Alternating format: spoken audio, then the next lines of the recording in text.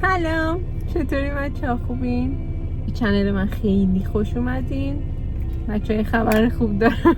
البته واسه من. وای بچه‌ها، من بالاخره استفاده دادم.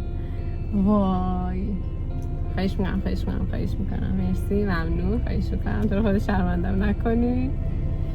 آره، من بالاخره استفاده دادم. واقعا دیگه به اینجام رسیده بود. یعنی اینجا که خیلی وقت رسیده بود دیگه، حالا به یه جای بد رسیده بود. من امروز چند شنبه است؟ امروز شنبه است. خب دیگه سر کار نمیرم، روزا رو یادم. امروز شنبه است. من چهارشنبه استفاده دادم. چهارشنبه شب استفاده دادم. اصلا تصمیم چیزی نبود که بگم از قبل گرفته بودم، راجبش خیلی فکر کرده بودم و اینا. خیلی راجبش فکر میکردم، خیلی زیاد، اما راجب تاریخش فکر نمی‌کردم به این زودیا باشه. یه برنامه داشتم لااقل چند ماه دیگه میمونم بعد میام بیرون، ولی اتفاقی که نباید میافتاد افتاد. کارفرمام یه خورده زیادی حدش رو رد کرد. آره، یعنی ما رو صدا کرد. قبلا بهتون گفته بودم اینطوری خیلی فضا سمی و این داستانا. آره، داشتم میگفتم فضا دیگه. همونجور در اومدم دیگه، میتونم راجع به درامای رو صحبت کنم. میتونم. آقا، من اینطوری بود که شیفت فیکس بعد از ظهر بودم. حالا صبحام که حالا تک و توک میرفتیم و اینا، اون جدا. بعد از اول گفته بودم من شیفت صبح ترجیح میدم، ولی خب دکتر برگشت گفت نه، شیفت بعد از ظهر ثابتته. اون داستان گفتم خیلی خوب. شروع کردم کار کردن و این داستانا. همکارم هم واقعا نمیدونم چی بگم. حالا اون همکار همشیفت من آدمی نبود که من بتونم باش کنار بیام. خب من روی یه سری چیزا حساسم. مثلا با چیز شخصی کار ندارم، اما کارتو درست انجام بده. ولی خب ایشون این کار نمی‌کرد. اینا من خیلی هرس می‌خوردم، خیلی زیاد. بعد میزد زیر حرفش، مثلا توی سری موارد ازش دفاع می‌کردم و اینا، پاش میافتاد، بس کشیده میشد به بالا دستی. اینطوری چی؟ من نبودم دستم بود تقصیر راستم بود؟ مثلا نمیدونم، من اصلا همچین نظری ندادم و این داستانا دیگه. من هی تحمل کردم، یه بقیه میفتن تحمل کن و اینا، نتونستم. یه بار باهاش حسابی دعوا کردم، فایده نداشت. بهش تذکر دادم، فایده نداشت. خلاصه داشتیم میگذرونیم. بعد متاسفانه این کارفرمای ما اینطوری بود که بین ماها تبعیض خیلی زیادی قائل بود. یعنی اینطوری نه، میدونم همه جا هست، خب میدونم، ولی دیگه قابل چشم پوشی نبود تبعیضی که این بشر میذاشت.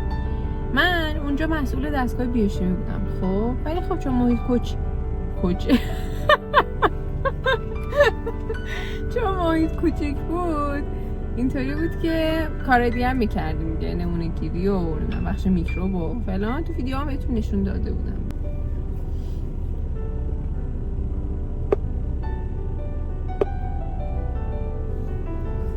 آره، یه بخشش رو بهتون نشون داده بودم. بعد من و اون همکارم که حالا نمیدونم چی اسمش، مثلا خانم ایکس، خب باید ما دوتا تنهایی دو نفر شیفت رو میچرخونیم، شیفت شب. بعد ایشون خیلی به خودش زحمت نمیداد.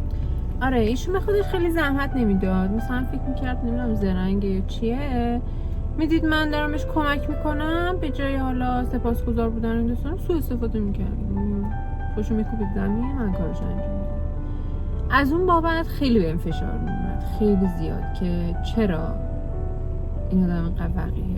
خلاصه گذشت این داستانا. کارفرمامون تقی به توقی میخورد، اما که ما کلی از ساعتهای روزمون اونجا بودیم، اون هیچی. مثلا سر چیزای ساده و مسخره بگیر تا چیزای مهم، میگفت خارج از ساعت شیفتتون هم تشریف بیارین. فقط ما دوتا رو میگفت، برعکسش پیش نمیومد که مثلا اونایی که شیفت صبحن فیکس اونا تا حالا یک بار هم نشده بود توی مدت که من اونجا بودم، یک بار هم نشده بود بگم مثلا شما بعد از ظهر بیاین اتفاقی افتاد. اصلا چون خوشم صبح میومد تکون میخورد میگفت آره، زنگ میزد میگفت پاشیم بیاین. بعد این همکار من مثل که اوایل قبل از که من اینجا برم خیلی خودشیرین بود و این داستانا، حتی وقتی هم که کارفرمامون صدامون نمیکرد ایشون میرفت سلام علیک کنه، مثلا پاچه خاری کنه و اینا. اونا هم دیگه بد عادت شده بودن. بعد من رفتم که خب من اینطوری نبودم، واسه همین خیلی اینطوری به هم سابیده شدیم تا من بتونم یه مقدار جا بندازم که آقا من خارج از شیفتم کار دارم، نمیتونم بیام. خب اینطوری یعنی چی کار داری؟ چرا نمیای؟ اصلا کتشون نمیرفت. خب این مشکل خیلی بزرگی بود. مثلا شما حساب کنیم من با صبح برنامه‌ریزی کردم، بعد یهو میگن نه پاشو صبح بیا، پاشو دکتر دستور داده، وگرنه علم کنیم بل میکنیم. بعضی وقتشو میرفتم، بعضی وقتشو نمیرفتم. بعد مثلا دستگاه خراب میشد، میکشید آقا، خلاصه به هر بهانه‌ای ما رو خارج از ساعت کاریمون میکشید اونجا و اصلا در قبالش هیچ دریافتی نداشتیم. حالا فکر نکنم پولشون داد، اصلا پولش هم میداد ارزششون نداشت دیگه. گذشت و اینا. آقا من نمیکشم دیگه، چرا ما باید با کسایی که راحت ترین شیفت روزا میان، مثلا شیفت صبح میان، هم حقوقمون یکی باشه و همین که ما باید اضافه کاری وایسیم، اونا اصلا وای نستن، بعد ما هیچ دریافتی در قبال این اضافه کاریمون نداریم، هیچ مزیتی بهمون نمیدن، هیچی دیگه. بعد از 1 سال و خورده‌ای که من اونجا کار کردم رفتم پیشنهاد دادم که به رئیس، دوست عزیز، به رئیس اصلی. خب این کارفرمون توی پله بود دیگه، مثلا ما توی بخش بودیم، بعد اون بخش خودش یه رئیس داشت داریم. من به رئیس اصلی گفتم نظر چیه شیفت چرخشی کنیم، من به کارام نمیرسم. بعد به حرف من اهمیت نداد. خیلی جالبه مثلا اینطوری که وقتی مجردی میری واسه جای خصوصی کار میکنی، اینطوری که تو مجردی یعنی علافی، یعنی هیچ کار دیگه ای نداری، یا میخوابی یا اینجا سر کار. به جز این امکان نداره تو زندگی برنامه‌ریزی بشه. اما اگه متأهل باشی همه هوا تو دارن، ایوا این بچه داره، ایوا این شوهرش نمیذاره فلان. ولی از مجردان اما اقسام سوء استفاده رو میکردن. خلاص این حرفشون بود، علافی بیکاره فلان میتونه. تا اینکه زد همکار من نامزد کرد برگشت اونم به رئیس گفت آره منم شوهرم نمیذارم. بعد خیلی جالب بود، حرف من اهمیت نداد رئیسمون، حرفم گفت آره راست میگی دیگه، نمیشه که بیرون برین اینا. من گفتم خب اب نداره دیگه، جهنم، مهم اینه که هدفمون یکیه. خلاصه گفت من با دکترتون صحبت میکنم. این شو صحبت کرد و یه قشقرق راه افتاد. دکتر گفت نه اینا منو دور زدن بدونه که به من بگن اومدم به شما گفتم فلان فسان. نه بعد رئیس گفته بود که شور چرخشیشه و اینا گفته بود نه. خلاصه مثل اینکه صحبت کرده بودن اینا، قرار شد لااقل یک روز در هفته بچه‌ها، یک روز واقعا هیچیه، شیفت چرخشیشه. اون رفتن پایین. دکتر ما یه دونه سوگلی داشت در واقع، ایشون گفته بودن که نه، رأی دکتر رو زده بود. دکتر گفته بود، زنگ زده به رئیس گفته بود اصلا اون یه روزم نه، گفته بود اون یه روزم نه، به این بهانه که مثلا فقط این بلده یکی از آزمایش‌ها رو کار کنه، اگه مثلا چرخشی بشه مریض نمیمونه. بلکه من آزمایش بلد بودم، خود دکترم میدونست و خود همون شخصی که این تزو داده بود پیش خودش یاد گرفته بودم، اینا حتی بهم سپرده بود آزمایش. آها خلاصه گذشت. آقای دکتر ما زنگ زد گفت مثلا 4شنبه صبح باشیم یه با تو کار دارم. ما میدونستیم ماجرا چیه دیگه، میخواد حتما دعوا کنیم. خلاصه شدم من رفتم. بعد ساعتهای مختلفی، من یه ساعت خاصی قرار بود برم، گفتم من فلان ساعت میتونم بیام، همکارم من اونطوری مثلا گفت من یه ساعت دیگه میتونم بیام. بعد من اینو خبردار شدم، چون همکارم میخورده خیلی زود وامیده و اینا، گفتم تو وایسا بعد من بیام، من زودتر میرم یا نزنی. گفت باش. آقا من رفتم بعد دکتر شروع کرد. دکتر ما یه اخلاق خاصی داشت، بازی میداد. مثلا شروع میکرد یه خورده انگار طرحهای سیاسی میریخت، سعی میکرد تفرقه افکنی کنه. بعد مثلا لااقل یکی از شما رو بکشه تیم خودش، اون یکی رو تنها گیر بیار بهش حمله کنه.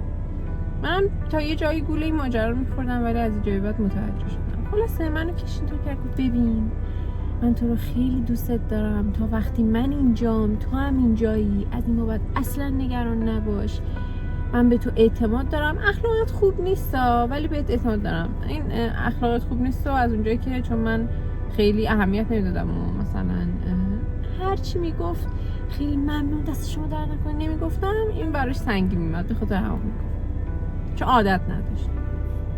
آره شروع کرد مخ منو اونطوری زدن که مثلا اون یکی همکار آمد بتونه دیگه منو از تیمو خارج کنه، بهش حمله کنه. من گوش دادم، من گفت میتونی بری من دیگه باز کاری ندارم. گفتم نه من وای میستم، میخوام شما خصوصی صحبت کنم. نه من دستم بنده فلان، نه راضی نشد. خلاصه همکار آمد، من دیگه اصرار کردم که آقای دکتر خصوصی صحبت کنم. گفت باش. بعد من گفتم بریم بالا که حالا این همکارا نشون دیگه. بعد گفتش که نه همینجا. رفتیم تو بخش فنی، در رو همکارم بست. گفتم آقای دکتر واقعیتش اینه که حالا جدا از مسائل شخصی و اینا، از وقتی دستگاه هم من به مشکل خوردم. اینطوریه که دستگاه شرکت پشتیبانش از صبح ساعت کاری شروع میشه تا ساعت 4-5 به زور هستن دیگه. من روزایی که حالا با بیوشیمی کار میکنم تا بیام دستگاه رو روشن کنم، دستگاه به دما برسه، کاراش انجام بدم و بذاریم بخونه و اینا، این هر وقت به مشکل خورده بعد از ساعت 6-7 عصر به بعد بوده و من مجبور شدم به شما زنگ بزنم، شما گفتی فردا صبح بیا. اینجور ما رو کشوندی خارج از شیفتمون. آها اینو نگفتم یا قاطی کرد. نه اصلا یه همچین چیزی باطله. نمیدونم داد بیداد، شما فکر کردین میتونین منو دور بزنین؟ اصلا یه همچین چیزی نیست. به اندازه کافی وقت داد میزد. حالا من دارم آروم میگم داد میزد. یه شروع که کلی بازی در آوردن، داد و بیداد. حالا یه سری حرفاشو سانسور میکنم. بعد شروع کرد به اون که همکارم هم که هدفش اول اون بود دیگه، فکر کرد فقط اون رفته اعتراض کرد. نه تو فکر رفت سمتش گفت تو فکر کردی میتونی من دور بزنی؟ اینا ویو اینا گفتم آقای دکتر صبر کن بذار ما هم حرف بزنیم. نه این مسئله باطله، اصلا نمیخوام بشنوم، باشیم بریم. بعد شروع کرد یه حرفایی زد که دیگه من قاطی کردم. شروع کرد تهدید کردم. گفتش که با دادا آرومه، گفت ببینین اگر که راضی نیستین از این شرایط و اینا بخواین از اینجا برین مشکلی نیست، ولی باید 3 ماه قبلش به من بگین، من نیرو پیدا کنم، بهش آموزش میدین همه چیو. بعد از اینکه بهش آموزش دادین من بهتون حالا یه رضایتنامه میدم، یه گواهی میدم، میگم آقا من از این نیرو راضیم، هر جا خواستین بریم مشکل نمیشه. اما اگه یهو بذاریم برین، اولا شکر تو که من آدمی نیستم نون کسی رو ببرم، ولی مطمئن میشم هیچ جا بهتون کار ندن. اینجا شهر کوچیکیه، من خیلی اعتبار دارم، همه منو میشناسن، بهشون میسپارم، به شما اصلا کار ندن. از این بابت مطمئن باش. اینو نگفت، من که قاطی کردم و رفت اصلا هر چی صداش کردم رفت. من اومدم بیرون، واقعیتش خیلی ناراحت شدم. اولش خیلی ناراحت شدم، طوری که شروع کردم گریه کردن. اومدم بیرون جلو اونا دیگه دست خودم نبود. شروع کردم گریه کردن. نه معاون رئیس اصلی دید گفت چی شده اونا؟ گفتم اینطوری. گفت من به رئیس میگم حالا خودتون ناراحت نکن برو اینا. گفتم باشه. رفتم عصر اومدم. اینو بهتون نگفتم، این که داشت داد میزد، ما که درو بسط مثلا صدا بیرون نره، ایشون چیز کرد، درو باز کرد یهو که قشنگ سوگلیش رو بشنوه دلشون خنک شه اینا. از شد من اومدم خونه، داداشم رو دیدن و خانواده دیدن، مثلا نرو منم دیگه همون موقع تصمیم گرفتم که دیگه من اینجا نمیرم. کسی که به خودش اجازه میده به من اینطوری من تهدید کنه دیگه چی دیگه، آقا اصلا اون رو من نیاز ندارم باشه، منم به اون نیازی ندارم. ولی گفتم بذار بیام عصر شیفت رو تحویل بگیرم، با رئیس اصلی صحبت کنم، اون همکارم هم یهو تو آنپاس گیر نکنه دیگه، یهو زنگ بزنم میگم من نمیام، چون اول شیفت من باید تحویل میگرفتم. شیفت رو تحویل گرفتم و انقدر حالم بد بود، یه چشم پر میشد، نه به خاطر از دست دادن اون شغلا، مثلا توهینایی که شنیده بودم که چطور یه نفر به خودش اجازه میده همچین حرفایی بزنه و گرنکی هستن و از این بی‌عدالتی و این داستان. سرتون در نمیشه حالا حرف میزنم. آره. بعد رفتم کارامو انجام دادم، رفتم بالا پیش رئیس اصلی، به معاونی سپرده بودم، گفتم هر وقت اومد به من بگو. زنگ زد و اینا، رفتم بالا، گفتم که اومدم شروع کنم زدم زیر گریه. یعنی تمام مدتی که اون فشار روم جمع شده بود یهو تخلیه شد. گفتم من اومدم استعفا بدم. بعد اصلا شوکه شدن، نه واسه چی فلان. گفتم آقای دکتر تهدید میکنه، توهین میکنه، میگه که نمیدونم مطمئن میشم جای دیگه کار پیدا نکنم. گفتم من همچین جای کار نمیکنم. بعد گفت نه حالا آروم باش، دستمال اینا داد بهم، گفت آروم باش، من از تو خواهش میکنم، تو نیروی خیلی خوبی هستی، بی‌حاشیه‌ای میری میاسم و نمیفهمی. الان گفتم آره من واقعا تلاش کردم دیگه، حالا نگفتم که واقعا بین همکارا من بیشتر زحمت کشیدم، فایده‌ای نداره. گفتم ولی میخوام برم با تمام وجود. بعد معاونش شروع کرد وای اینقدر این کارا بدم میاد، شروع کرد مثلا واسه خودشی حالا بمون تا آخر ما هم حقوق تو کامل بگیری. هدف اصلیش این بود که بگه همین که تا ما یکی رو پیدا کنیم جات بذاریم و اینا، این به درد سر هم. گفتم من اصلا حقوقم هم نمیخوام، فقط میخوام برم. بعد رئیس گفت نه نمیدونم فلان، من از تو خواهش میکنم الان حالت بده برو پایین، خورده آروم شدی بعد حرف میزنیم، تو که اصلا تو شیفت دکتر نمیبینی. گفتم نه ایشون خارج از شیفت کاری منو میکشونه، به هر حق تقیبی تو خوب میخوره، از ما کار اضافه میخواد، توهین میکنه فلان رو من اینجا نمیبینم. خلاص از اونو اصرار، واقعا اصرار کرده و از خودم چرت و پرت نمیگم، حالا اونو خودشون دوربین موربین دارن. گفتم نه. با گریه و اینا اومدم وسایلمو جمع کرده بودم، به رئیسم گفتم ببین من وسایلمو رو جمع کردم، فقط اومدم از تو خداحافظی کنم چون رومونو زمین ننداختی، رفتی با آقای دکتر صحبت کردی، خب واسه همین اومدم شیفت رو تحویل گرفتم، ولی دیگه نمیتونم میخوام برم. بعد گفت باشه حرف آخرته اینا، نمیخوای بیشتر فکر کنی؟ گفتم نه باشه آرزوی موفقیت میکنم. خلاصه من در اومدم من اونجا بیرون، همکارم هم خیلی شوکه شد و اینا. بعد انقدر این آدمای ناجوری بودن، حالا به جز یکی دوتاشون، اولی فکر کنم همکار من اولین جمله‌ای که برگشتم بهش گفتم که من دارم اینجا میرم چی بود؟ نه واقعا فکر کنم چی بود؟ برگشت گفتش که الان خودش داره باز زنگ میزنه، نگاه کنی حالا نشون نمیدم ولی خب داره زنگ. برگشت این حرف رو زد، گفتش که لااقل چیزایی که بلد بودی رو بهم یاد میدادی بعد میرفتی. من یعنی اولین بار نبود وقاحت این آدمو باش برخورد کرده بودم، ولی دیگه اینطور بودم که ارزش نداره من باش بحث کنم. گفتم انشالله، گفتم اول از پسش برمیای، چون واقعیتش بچه به من هیچ کسی یاد نداده بود، من خودم زحمت کشم یاد گرفتم. همین همکارم وقتی من رفتم اونجا تمام تلاشش رو کرد که من اون کارایی که انجام میداد یاد نگیرم. مثلا هر سری میگه الان دیره، الان فلان زودینو بذاریم فلان، یه جوری میپیچون. خب من حالا یاد گرفتم. بعد همون دکتری که مثلا چطوری بگم نمیدونم، حالا بگذاریم، برگشتون حرف من زد کاش اینا رو یاد میدادی بعد میرفتی. گفتم انشالله همکار بعدی خیلی از من بهتر باشه، خودت از پس اینا برمیای. واقعا میشم گریه میکردم، حالا بد بود، بالاخره خب من اونجا زحمت کشیدم، یه سری خاطرات دارم. اون حرفم برگشت من زد دیگه چی دیگه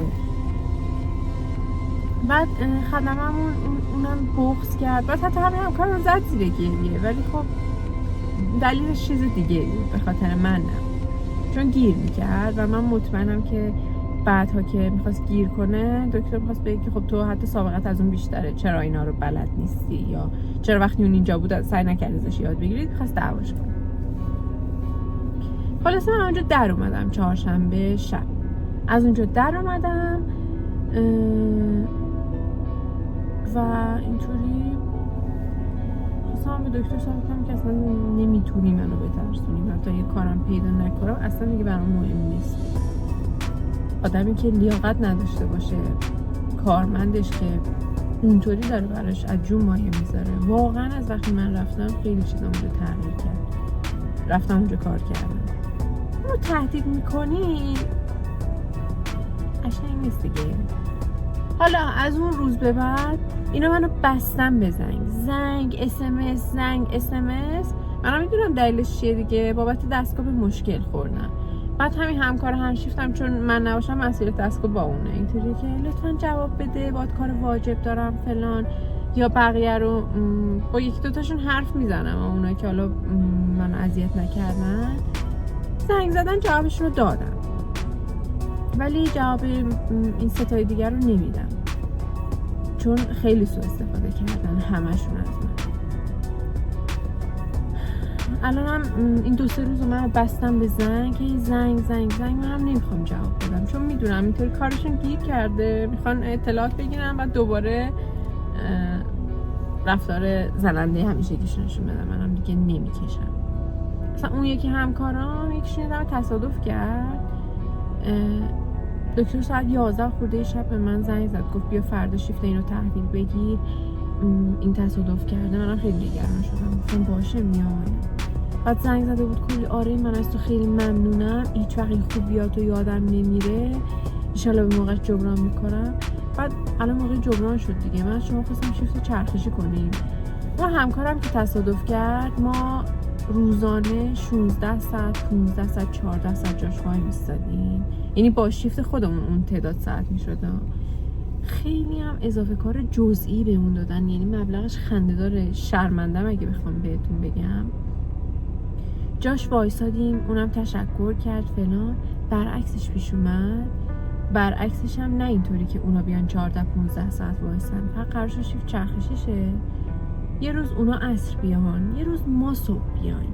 قبول نکردن همون آدمایی که من جاشون وایسادم، حالم بد میشد، اون همه ساعت چند روز پشت سرم وای میستادن، یعنی واقعا قالب توهین میکردم از خستگی. خلاصه این شد که دیگه من اونجا کار نمیکنم، اونجا در اومدم و نمیدونم چی بگم. احساس میکنم که کار خیلی درستی کردم و باید زودتر از اینا این کار میکردم. حتی به رئیسم گفتم باید اون دفعه اولی که بهم توهین شد اینجا در اومدم، اشتباه کردم، تحمل کردم. حالا همینا رو تعریف کردم که یه خورده در جریان باشین. من این مدت اینطوری غیبت دیر به دیر ویدیو میذارم، درگیرم. تازه هم در اومدم اونجا، حالا گفتم ویدیو رو براتون بگیرم و اینم از من به شما نصیحت بچه‌ها، جایی که شخصیتتون میره زیر سوال نمونین، به هیچ قیمتی نمونین. اصلا هم نترسین از چرت و پرتایی که میگن، تهدید میکنن، توهین میکنن. اگر که به خودتون ایمان دارین، مطمئنین که کارتون درسته، لنگ نمیمونین. حالا اینو واقعا دوستانه دارم بهتون میگم، هرگز از یه حدی بیشتر چیزی رو تحمل نکنین، درست نمیشه، بدتر میشه. خب فقط همین بذارین لااقل بدونن چه چیزی رو از دست دادن، چه آدمی رو از دست دادن و فرق شما و اونایی که هر تحقیری میشن، هر توهینی بهشون میشه میمونن مشخص میشه. حالا همین دیگه، امروز هم در اومدم بیرون، گفتم برای شما ویدیو بگیرم تا نور نرفته، بعد بزنیم بریم یه کافه چیزی، یه خورده چیز آوردم، کتاب متاب آوردم، گفتم این رومانه رو شد میبردم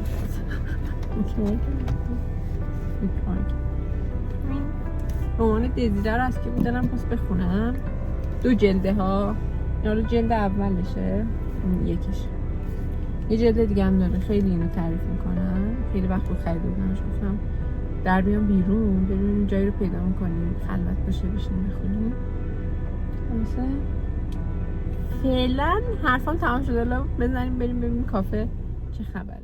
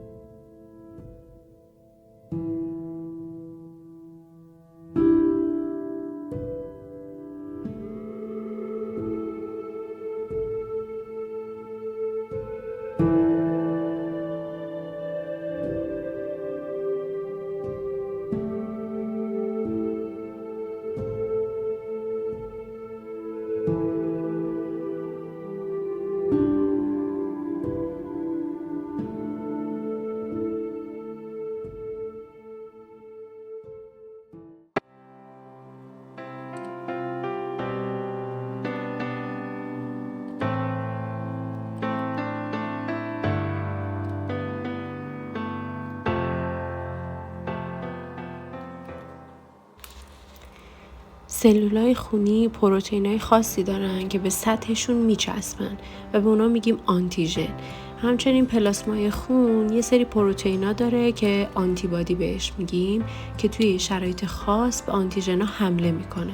توی این آزمایش که اسمش کمس غیر مستقیمه، نمونه خونی که گرفته میشه برای پیدا کردن آنتیبادیایی جستجو میشه که تو قسمت مایع خون وجود دارن و به سلولهای خونی متصل نیستن و ممکنه که با اتصال به گلوله‌های قرمز خاصی باعث نابودیشون بشن.